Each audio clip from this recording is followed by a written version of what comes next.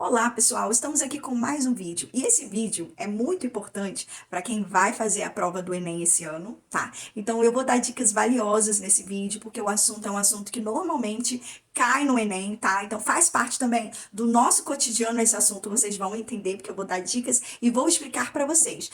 Com certeza vocês já ouviram alguém falando assim, nossa, fulano fala tudo errado, né? Já percebeu o jeito dele falar? É feio.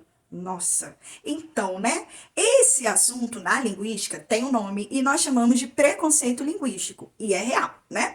Olha só, esse tema aparece muito no Enem, tá? E hoje eu tô aqui nesse vídeo para te explicar de forma simples o que é variação linguística, o que é o preconceito linguístico e ainda vou te dar dicas de ouro para não errar nas questões do Enem, tá? Então fique comigo nesse vídeo que você não vai perder nenhuma dica.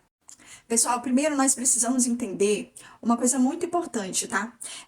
Por exemplo, a língua, ela não é única e rígida, tá? Nós não temos que só entender que a norma padrão, a norma culta, são normas exigentes e que são as mais corretas aí entre os falantes. Não, muito pelo contrário, tá? A língua, ela muda de acordo com a região, com a idade da pessoa, o grupo social ali. Ela muda também a situação de comunicação. Então, em determinados momentos, eu posso usar uma determinada fala, uma determinada linguagem, tá? Isso, nós estamos falando de variação linguística. Ou seja, existem diferentes formas de falar a mesma língua. Nós estamos falando do nosso idioma. O nosso idioma, a língua portuguesa, ela é ampla. O Brasil, né, com vários pedacinhos aí nas suas capitais, nos seus estados. Então tem diferentes momentos ali, diferentes jeitos ali, e é uma questão cultural também a forma como essas pessoas falam. Então, se no sul fala, bah, que frio, né? No nordeste vai falar, ó, gente, e por aí vai, né? Então nós temos essa variação.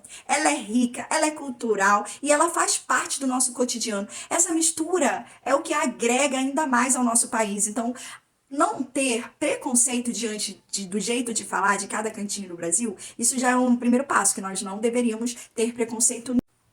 E para cada uma, nós temos nomenclaturas, né? Como, por exemplo, a variação regional nós chamamos de atópica, tá? São as diferenças de acordo com a cada região do país.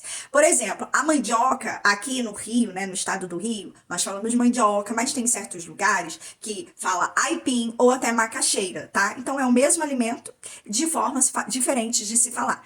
Nós temos também a variação social, que nós chamamos de diastrática, tá?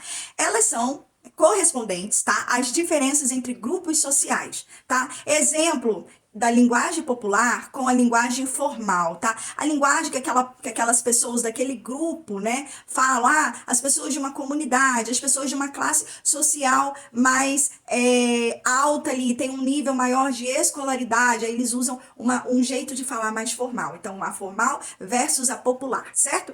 Temos também a variação histórica, que nós chamamos de diacrônica. Então, ali nós temos mudanças da língua ao longo do tempo. Então, nós vamos ver que as palavras elas vão mudando e tem a ver com a parte histórica da situação daquela região, tá? Então foi se formando ali, então aí a gente vai se aprofundar e nós vamos entender historicamente como que ocorreu, tá? Por exemplo, a palavra que é um pronome de tratamento, né? Antigamente era vossa mercê, né? E hoje nós conhecemos como você. Então a palavra ela está em constante modificação e transformação, tá? Esse exemplo tem a ver com a variação histórica, tá? Nós temos também, né, a variação situacional, que o nome é diafásica. É a mudança de acordo com a situação.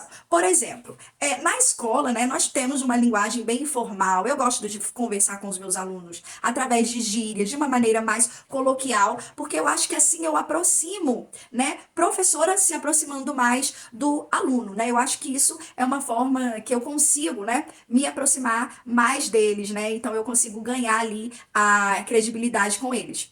Então, nos momentos, né, que eu devo utilizar a linguagem formal, numa reunião, por exemplo, eu vou fazer uma reunião com os pais, nós preferimos ali e optamos, né, por uma linguagem mais formal, mais rica, mais sofisticada. Você vai mandar um bilhete, né? Então, tudo isso é dependendo da situação. Por isso que nós chamamos de variação situacional, né? ou diafásica, conforme o dia a dia você muda o jeito de falar, né? Os jovens, por exemplo, eles têm o jeito ali, as gírias que são próprias dele, daquele grupo, tá? Mudando ali o contexto, eles vão conversar com as pessoas mais velhas, com seus avós, eles vão mudar também as gírias e o conforme eles falam, até para ter uma comunicação bem interessante ali e bem aceita também, para que ambos consigam entender. Então isso é muito importante e válido.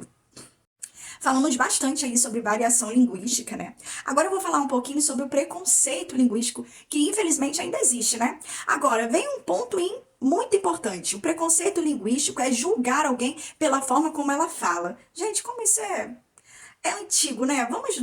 Vamos avançar, porque cada um tem seu jeitinho aí. Então, por exemplo, dizer que alguém é ignorante ou menos inteligente, ele tá falando errado. Mas peraí, né? Você viu se ele teve opção de estudar? Você sabe da história dele? Ele veio de qual local? Ele mora no interiorzinho, lá no sertão? Então, é diferente. Então, essas diferenças, elas são ótimas para nós, para nossa comunicação, tá? Então, nós temos que usar como variedade e não como preconceito, tá? Nenhuma variedade é inferior.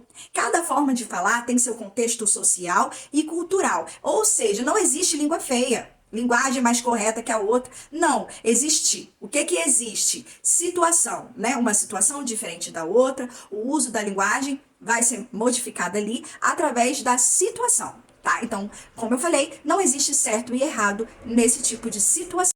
E para finalizar esse vídeo, eu vou dar uma dica de ouro agora, tá, gente? Para o Enem, atenção! Quando o Enem, uma questão lá do Enem mostra um personagem conversando com o outro ali, aí tem uma fala diferente ali, uma gíria, a questão geralmente quer mostrar essa variação linguística que nós temos, essa riqueza de linguagens, tá?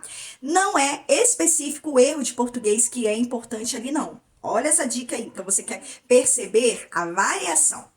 E a dica número 2, o Enem ele valoriza a ideia de que todas as variedades linguísticas têm valor cultural. Então vem da cultura da pessoa, do local que ele mora. Gostou? E aí, curtiu as dicas que eu passei agora? Então se prepare para mais dicas. Vem comigo porque aqui a gramática é sem medo.